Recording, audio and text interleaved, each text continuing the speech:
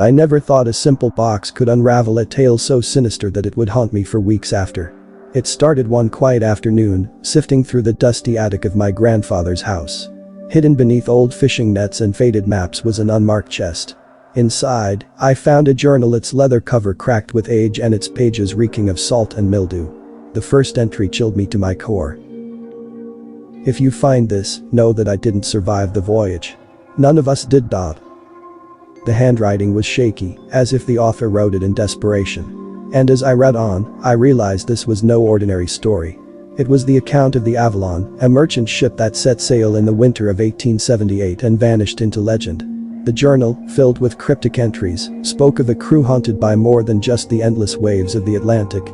They were being pursued by something unseen, something that turned their voyage into a waking nightmare.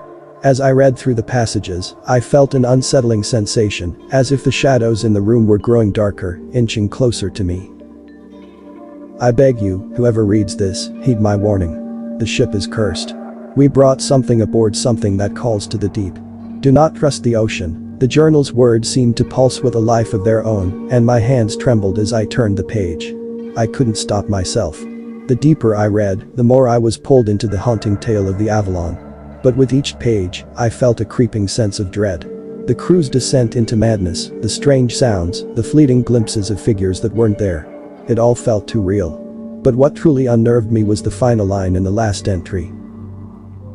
"If you are reading this, you are not alone. The ship has found you, too." I slammed the journal shut, my heart pounding in my chest. I had found it in my grandfather's attic, untouched for generations, but was it really the past that was calling out to me?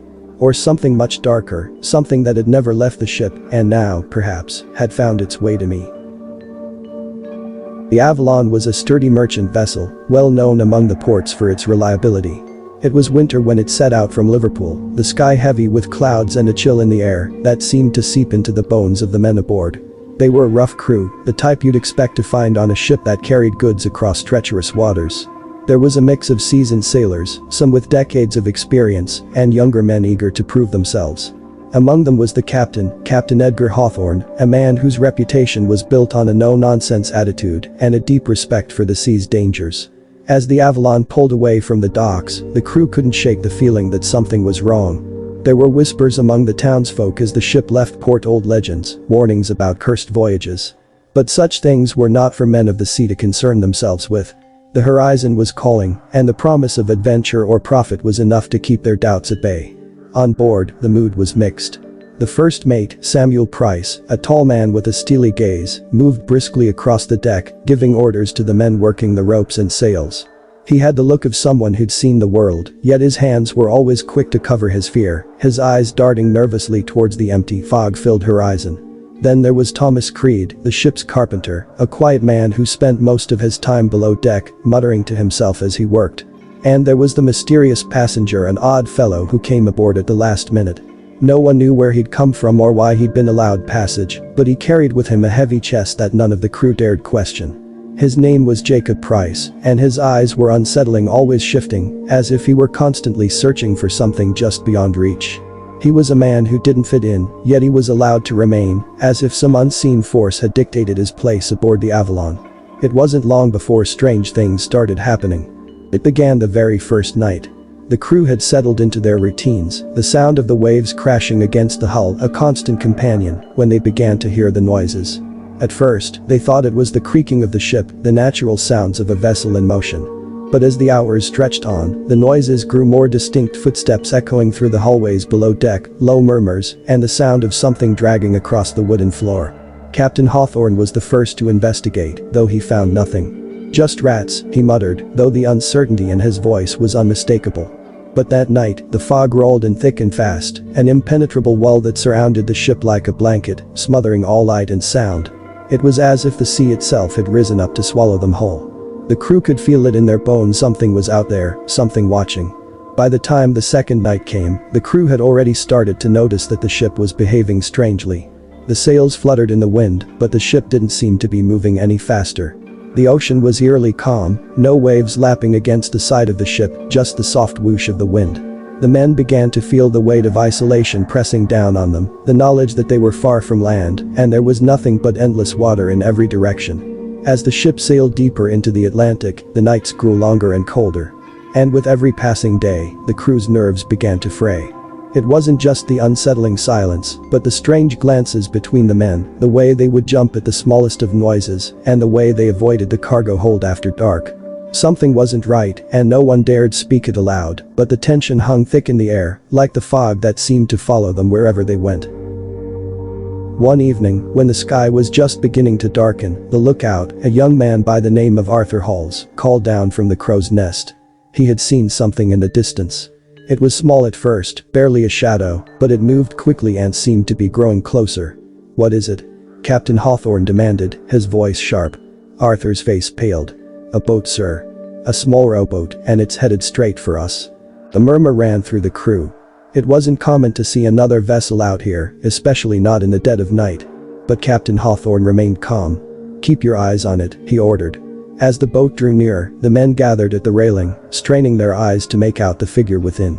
The boat appeared to be empty, drifting eerily toward them as if guided by some unseen hand. There was no one at the oars, yet it moved steadily forward, rocking gently with the waves. The crew stood in tense silence, their faces illuminated only by the dim glow of lanterns, waiting for the boat to draw closer. Then, just as it was about to collide with the Avalon's hull, it vanished into the mist. One moment, it was there, and the next, it was gone. The men looked at each other, disbelief creeping in. "Did anyone else see that?" Samuel Price muttered, his voice shaky. "Aye," Arthur replied, his eyes wide. "But it was like it just disappeared." Captain Hawthorne felt a shiver run down his spine, but he said nothing. "Get back to your posts," he barked, though his orders were more out of instinct than certainty. But something had changed on board. The crew could feel it, that undeniable presence, and they knew without speaking that this voyage would not be like any they had sailed before. Night after night, the fog thickened. And as it did, the haunting whispers grew louder, the footsteps echoing through the halls below deck. But no one spoke of it, at least not to each other. It was as if they feared acknowledging the curse that seemed to have settled upon them.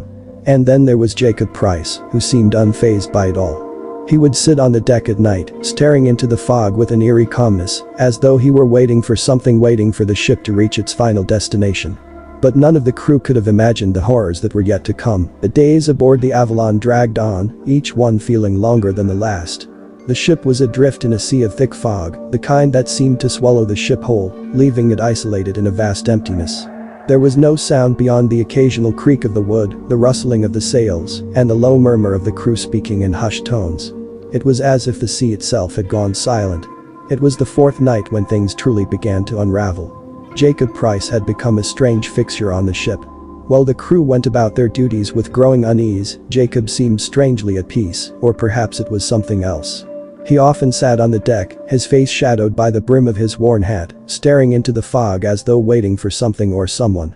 His chest, the one that had remained locked and untouched since they left port, had become a point of silent curiosity. No one dared approach it, yet everyone seemed drawn to it in some way, as if it were a silent promise of something they could never understand. The crew began to speak of him more openly, though always in low whispers. There were those who said he was a man haunted by something in his past. Others believed he wasn't quite human, that there was something otherworldly about him. Samuel Price, the first mate, was the most vocal about it. "There's something about him," he would mutter, his voice carrying a tremor. "He's got the look of someone who's seen the end of the world.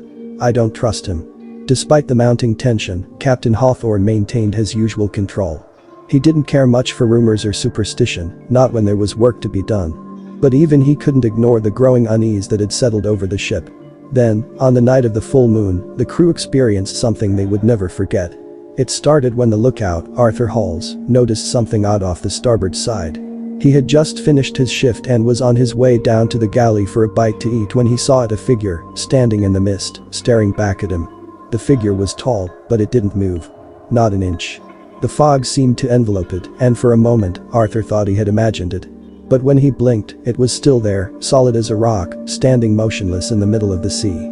He ran below deck, nearly stumbling in his haste, to find Captain Hawthorne. "There's someone out there," Arthur gasped, his voice panicked. Hawthorne raised an eyebrow but followed him to the deck. He stood at the railing, staring out into the fog. "Where?" he asked. Arthur pointed toward the distance, but when Hawthorne looked, the figure was gone. There was nothing in sight but endless fog, as far as the eye could see. "Don't be foolish, Arthur," the captain said, trying to calm him. "You've been on watch too long. Go get some rest." But Arthur insisted. "It was real, Captain. I swear it." The captain gave him a look that told him not to speak of it again. "You'll have your shift again soon. Go." As Arthur shuffled off, Hawthorne stood there for a moment, staring into the fog. Something gnawed him. He couldn't shake the feeling that there was more to the strange events than simple superstition. But the captain was a man of action, not belief in things he couldn't see or touch. So he dismissed it, at least for the moment. The next day, the tension had reached a boiling point. The men spoke in hushed tones, their faces pale and drawn. The ship felt heavier, as if the fog itself had begun to press down upon them. Each sound seemed amplified. Every footstep, every creak of the timbers, felt like a warning. Even the sea seemed different, still and unwelcoming. It was as if the ocean was holding its breath. And then, there was the disappearance. Jacob Price was nowhere to be found. At first, no one thought much of it. Maybe he was in his cabin, or somewhere on the lower decks. But as the hours stretched on, and there was no sign of him, the crew grew uneasy. The captain ordered a search. They scoured every corner of the ship up and down, in every cabin and storage room, but Jacob Price had vanished without a trace. His chest was gone too, the one that no one had dared touch. And what was more unsettling than anything else was the strange sense of calm that had descended upon the crew. No one knew where he had gone or when. But it was clear. He hadn't left the ship. By the time night fell again, the crew's nerves were frayed. There was something about the silence now, something oppressive. The fog was thicker than ever. It wasn't the kind of mist that rolled in from the ocean. It felt like it was closing in, almost suffocating the ship. Even the stars above were dim, hidden by the thick clouds. It was in this eerie quiet that the crew heard the whispers. At first, they thought it was just the wind. But as the hours passed, they realized the voices weren't just in the wind. They came from all around them, from the deck, from below, from the corners of the ship. Low, guttural murmurs that seemed to speak in a language none of them understood. Samuel Price, ever the skeptic, tried to brush it off. "It's nothing. The fog's playing tricks on us." But Captain Hawthorne knew better. He had heard the stories, the old ones that sailors told around campfires, the ones about ships lost to the sea, swallowed up by fog and madness. He had always dismissed them. But now, standing on the deck of the Avalon, with the fog pressing in on them and the whispers growing louder, he could no longer ignore it. Something was happening. Something that no one could explain. And they were headed straight for it. The fog had thickened overnight, cloaking the Avalon in an oppressive veil of white. The sea beneath them was a dark abyss, its surface eerily still, as though the waters themselves were holding their breath. No wind. No movement. Just the quiet hum of the ship, and then, the whispers. They were faint at first, soft murmurs drifting from the shadows. But as the hours dragged on, the voices grew clearer. They were unmistakable now, low, guttural, and almost hypnotic. A language that seemed older than the sea itself. It was as though the ship was being surrounded by something. Something that could see them, hear them, and was waiting. Jacob Price was still missing. No one spoke of it openly, but there was a weight on everyone's shoulders, a silent acknowledgement that whatever had happened to him, whatever had taken him, was now creeping through the ship like an illness. And they were all infected. Captain Hawthorne, ever the stoic leader, had started to show signs of strain. His usually firm voice wavered whenever he gave orders. His eyes were bloodshot from sleepless nights, and his brow was constantly furrowed. He had gathered the crew in the mess hall, desperate to maintain control, but even his strong demeanor couldn't mask the fear that had taken root in him. "There's nothing to fear but fear itself," he said, though his words had a hollow ring to them. "We'll press on. Whatever's happening, we'll deal with it when the time comes." But it was clear that something was already here. And it wasn't just the whispers. It was the shadows. The crew began to notice them, just at the edge of their vision, dark, shifting shapes that seemed to move when no one was looking. They were quick, fleeting, and always just out of reach. At night, as the crew tried to sleep, they could feel eyes on them, cold, unblinking eyes that watched from the corners of their cabins. When they turned to face them, there was nothing there, only the suffocating fog outside. But the whispers, they never stopped. Each day felt like a descent into madness. The once pristine ship now felt like a prison. The walls groaned under the weight of the growing tension. Even the crew's voices had started to falter. There was an unease in the air, a palpable sense that something was waiting, lurking just out of sight. It was on the seventh night that everything changed. The sky was pitch black, no stars, no moon. The air was thick, heavy, and suffocating. The fog was so dense, it felt like the ship had become part of it, swallowed whole by the mist. And then, the bells rang. It wasn't the normal toll of the ship's bell. This was different, sharp, eerie, like the bell was being struck by something other than human hands. The sound cut through the silence like a blade, sending chills down the spines of the crew. They rushed onto the deck, looking around frantically, but there was nothing to see but the dense fog that wrapped around them like a living thing. And then, out of the mist, something appeared. It was a figure, barely discernible at first, a silhouette emerging from the fog, walking toward the ship with a slow, deliberate pace. It was tall, its form stretching unnaturally, as though it were taller than a man should be. And it was wrong. There was no mistaking it. It was Jacob Price, but it wasn't. The man who stood there was not the same one who had boarded the Avalon weeks ago. His eyes were wide open, staring into nothingness. His skin was pale, almost translucent, as if life had been drained from him. He walked with a stiff, jerky movement, like a puppet whose strings were being pulled by something unseen. The crew froze, a collective gasp rising from the men. Their faces drained of color, their hearts pounding in their chests. Samuel Price, the first mate, took a step forward, but his legs felt like lead. He opened his mouth to speak, but no sound came out. Jacob stopped just a few feet from the edge of the ship. His eyes were wide and unblinking, staring into the fog beyond. He said nothing. His mouth opened, but it was as if no words were meant for this world. And then, it happened. From the shadows, from the thick fog, came a voice. A deep guttural voice, impossibly low, like the growl of some ancient beast. It wasn't a voice that belonged to any living man. It was something far older. "We're coming for you," the voice said, echoing through the fog. "You belong to us now." The words hit like a physical blow. It was as though the air itself was alive, pressing against the crew, suffocating them. Some of them fell to their knees, their hands clutching their chests, as if the very breath had been stolen from their lungs. Others screamed, but their voices were lost in the swirling mist. Jacob's mouth opened wider, an unnatural gape that stretched too far for any human to achieve. And from it, something crawled, something black and writhing, like 1,000 dark tendrils twisting and squirming. They shot out like serpents, slithering across the deck, reaching toward the crew, toward everything in their path. It was too much. The crew scattered in a blind panic. Samuel, the first mate, was the first to break, rushing toward the ladder, desperate to escape the nightmare unfolding before him. The others followed, each man running for his life, but the fog swallowed them whole. No one knew where they went, only that their screams echoed into the darkness, growing fainter and fainter until there was nothing. And then, silence. No whispers. No footsteps. No growls. Just the thick fog, pressing in on the empty ship. The last man to stand was Captain Hawthorne. His face was pale, his hands shaking, but his eyes remained fixed on Jacob, or what was left of him. The captain's mind was spinning, his thoughts racing. What was happening to his crew? To the ship? He took a step forward, but before he could reach Jacob's form, the whispers came again, closer, louder. And in the distance, something else stirred, something far worse. A dark shape loomed from the fog, moving swiftly, as though hunting. Something was coming. The night had stretched on, cold and unyielding, as the Avalon sailed deeper into the eerie fog that had wrapped around them like a suffocating shroud. The wind howled through the rigging, and the waves battered the sides of the ship. A few days had passed since the crew first heard those strange whispers and saw the shadows darting at the edges of their vision, but things were far worse now. The once tight-knit crew had started to fracture, each man retreating further into his own corner of fear. Murmurs in the mess hall were low, frantic. Suspicion twisted around the men like a noose, tightening with every passing moment. Eyes darted at one another, and voices trembled with uncertainty. But the worst had yet to come.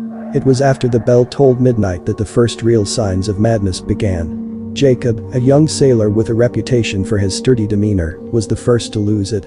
The fog had thickened to an almost impenetrable wall, and the deck felt unnaturally silent. He was standing watch, staring out into the inky blackness, when a low voice cut through the air, faint at first, like the hum of the wind.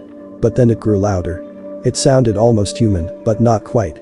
A raspy, guttural voice that whispered his name. "Jacob, Jacob." He spun around, his breath catching in his throat. Nothing. No one. The crew had all retreated below deck, seeking warmth and rest from the cold that gnawed at their bones. But something was there, something watching. The hairs on the back of his neck prickled, his eyes darting from shadow to shadow. And then he saw it. A figure, standing just at the edge of the fog. It was cloaked, indistinguishable in the dim light, but its presence felt like an anchor dragging him deeper into the abyss. He couldn't move. Couldn't breathe. The voice whispered again, this time much closer, as if the figure had somehow moved without sound. Jacob, it was unmistakably coming from behind him now. He dared not turn around. The shadows seemed to press closer, darker, colder. His heart thundered in his chest as he took a step backward, inching toward the door to the captain's quarters. That was when the figure moved. With unnatural speed, it shot toward him, slamming him hard into the deck. The wind howled louder than before, and the ship seemed to groan beneath their feet, as if protesting the force of whatever had just grabbed him. Jacob could feel icy fingers wrap around his throat, tightening like a vice. His vision blurred, and he struggled to breathe. Help. He gasped. But no one came. He was alone. The ship was closing in around him, suffocating him, and the figure, the dark entity, pressed him closer to the cold wood, its breath hot and foul on his neck. But just as quickly as it had attacked, it was gone. Jacob lay there, gasping for breath, his body drenched in cold sweat. The figure had disappeared, swallowed whole by the fog. The air was still again. But Jacob could still feel its presence. The weight of its watchful eyes, lingering, waiting for its next victim. The next day, Jacob was a shell of the man he once was. He could barely speak, his eyes wide and unblinking, as though trapped in a constant state of fear. His hands shook uncontrollably, and his once strong frame seemed to collapse in on itself. The crew tried to comfort him, but it was clear something had broken inside him. He muttered nonsensically, his words tumbling out in a jumbled mess that no one could make sense of. It's coming for us all. At first, they thought it was just the strain of the voyage getting to him. Long nights, isolation, and the oppressive fog playing tricks on his mind. But Jacob's fear was contagious. Soon, other crew members began to report similar experiences, mysterious voices in the night, fleeting shadows that didn't belong, whispers in the fog, and the feeling of being watched by something that wasn't human. Then, as the days stretched on, things began to happen that couldn't be explained away. A sailor by the name of Thomas was found on the lower deck, his body twisted at an impossible angle. His eyes were wide open, but it was the look in them that made the crew shudder, a look of pure terror. His mouth was agape as if he had screamed at something unseen, his hand froze in midair, as if trying to reach for something that wasn't there. There was no sign of struggle. No indication of what had caused his contorted position. It was as if something had simply reached inside him and yanked him from the inside out. The captain, a man of reason and steady nerves, could no longer deny the unsettling truth. Something malevolent was aboard the Avalon. Something far darker than they had imagined. And the worst part, it was growing stronger. Whatever it was, it fed on their fear. In the dead of night, the voices grew louder. The whispers had turned to laughter, cold and mocking, as if it found the crew's desperation amusing. But the laughter wasn't all they heard. Every night, a new crew member would be found unaccounted for, their quarters empty, their personal effects untouched, but their absence felt by everyone. The ship was no longer just a ship. It had become a prison. A nightmare floating on the cold black waves, where no one was safe. By now, the crew's numbers had dwindled. The few who remained were too terrified to speak of what was happening. Some even muttered that the ship itself had come alive, that it had taken on a mind of its own, driven by a thirst for blood. The old sailors whispered about ancient curses, legends of vessels lost to the ocean's depths, ships cursed by gods long forgotten. And still, the Avalon sailed on. Every night, the fog thickened, and the whispers came again. Who will be next? The days aboard the Avalon had started to blur together. The fog that hung thick around the ship now felt like a tangible presence, a veil that separated them from the world they had known. The crew was crumbling mentally, emotionally, and physically. There were no more bright faces, no more laughter, just a constant, oppressive fear that loomed over them all. But what was worse, what was truly terrifying, was the feeling that something was changing. The air was colder, biting even on the warmest days. The creaking of the ship no longer sounded like the familiar groans of wood settling, but like something else. Something alive. The walls of the ship seemed to move, breathing with a life of their own. It was on the 7th night after Jacob's breakdown that things took a turn for the worse. The sky was pitch black, not a single star to be seen. The moon was hidden behind a curtain of clouds, leaving only the eerie glow of the ship's lanterns to cast long, distorted shadows across the deck. The fog had become so dense that even the most experienced sailor couldn't see beyond the end of their nose. It was like the ship was trapped in a dream, a nightmare that refused to release its grip. Captain Harris stood at the helm, his eyes scanning the fog, his face drawn and pale. His nerves were frayed. The whispers had gotten louder, almost maddening, and they weren't stopping. They seemed to come from every direction, swirling around him like a swarm of insects, but when he looked, there was nothing. Only the cold emptiness of the fog. "Are we getting closer to land?" First Mate Phillips asked, his voice shaking as he approached. He had been uncharacteristically silent the past few days, his normally steady hands trembling as he gripped the rail. He stared into the fog with wide, desperate eyes, as if trying to find something, anything beyond the thick white nothingness that surrounded them. "I don't know," Captain Harris replied, his voice hoarse. "Something's wrong. Something's very wrong." And just then, the whispers stopped. Silence. A deep, oppressive silence that sent a chill through the crew, making the hairs on their necks stand on end. It was so unnatural, so suffocating, that it felt like the ship itself had held its breath. And then, in the distance, something moved. At first, it was barely noticeable, just a shift in the fog, an unnatural ripple in the mist. But then, as if the ship had been pulled toward it, it grew larger, closer. Something massive. A shadow. A shape. But it was wrong. The crew froze, staring in horror as the shape moved through the fog slowly, deliberately. It seemed to pulse, as if it were alive, breathing, drawing closer and closer to them. "Captain, what is that?" Phillips whispered, his voice barely audible. But Captain Harris didn't respond. His eyes were wide, his mouth agape in disbelief. The shadow grew larger. It was no longer just a shape, it was a creature. Long, twisting limbs, pale skin stretched over something otherworldly. The thing's eyes gleamed in the darkness, glowing, malevolent, watching. It was as if the fog itself had given birth to something ancient and hungry, something that had been waiting for them. The crew backed away from the railing in terror, but it was too late. The creature was already on them. The fog was no longer just a presence. It was alive. It moved like a living thing, closing in on the Avalon with a crushing force, wrapping around the ship until it felt like the very air itself was suffocating them. Every crew member, every soul still aboard, was now trapped inside its cold, damp prison. Captain Harris was the last to truly understand. His mind was unraveling, thread by thread, as he stood on the deck, staring out into the dense nothingness. There were no stars, no moon. Just endless white. The fog was so thick now that it seemed to be crawling along the deck, creeping between his legs and around his arms, tightening its grip on him, pulling him deeper into the madness. He heard their voices. The voices of his crew, lost forever in the abyss, their tortured screams ringing in his ears like a maddening lullaby. Philip's voice. Jenkins' voice. The whispers of the dead, all mingled together in a terrifying cacophony. But it wasn't just their voices he heard. There were other sounds too. Footsteps. Slow, heavy footsteps. But there was no one to be seen. He looked around in a panic. The deck was empty, save for the ever-present fog. But those footsteps were real. They were getting closer. Then, out of the mist, something shifted, a dark figure moving toward him. It was tall, towering, with a shape that seemed to distort the air around it. A shadow, but not a normal shadow. No, this one felt different, thick and unnatural, like it had a life of its own. The footsteps stopped. The figure stood still for a moment, like it was studying him, waiting. And then, it stepped forward. Captain Harris stumbled back, his breath ragged as he fumbled for his weapon, but his hands wouldn't obey him. His heart raced, the blood pounding in his ears.